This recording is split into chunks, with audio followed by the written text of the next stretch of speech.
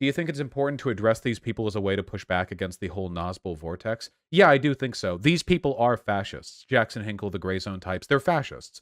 But the thing is, their style of fascism is a little bit more intelligent than like your average dumbfuck, like skinhead, like American white nationalist. What they do is they fall in line with the Russian model. You might notice if you watch Russia Today that there's a lot of info that's pushed on there, but there's basically one like cohesive narrative, and the narrative is destabilization. The broader goal of Russia Today and of the Russian government is to destabilize Western democracies and to lessen people's faith in their government, you know? So people like, Putin, it's not just like, oh yeah, Trump is good, rah, rah. It's more like, I'm going to use the intelligence apparatuses of my country to try and disseminate contradictory propaganda to exacerbate internal contradictions. It's very intelligent. There are plenty of documents out there that credit Russia for an incredibly intelligent approach to cyber warfare that they engage in, you know? Credit where credit's due.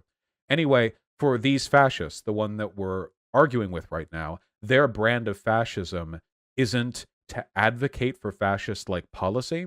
Their brand of fascism is to defend foreign fascists, to delegitimize any alternative to those systems, to claim to be on the left, but to attack everyone actually pushing towards the left, which is why they've turned on AOC, Ilhan Omar, Bernie Sanders, the DSA, everybody else. They've turned on every like actual way of pushing for the left, but then they praise people like Tucker Carlson. Then they praise people like Assad. Then they say that the actual metric for being a left-leaning person is anti-imperialism, which means basically uncritical support of far-right dictators, as long as they're far-right dictators that America doesn't get along with.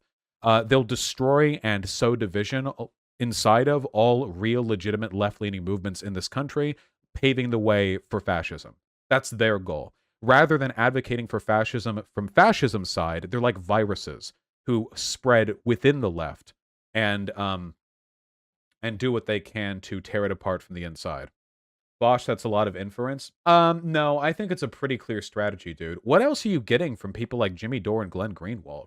Like, they're on the left, but they attack everyone on the left, buddy up with people on the right, defend far-right regimes around the world, and spend simultaneously, they critique other left-leaning people for myopic infighting, but that's all they do. Jimmy Dore critiques left-leaning people for myopic infighting, but that's all he does.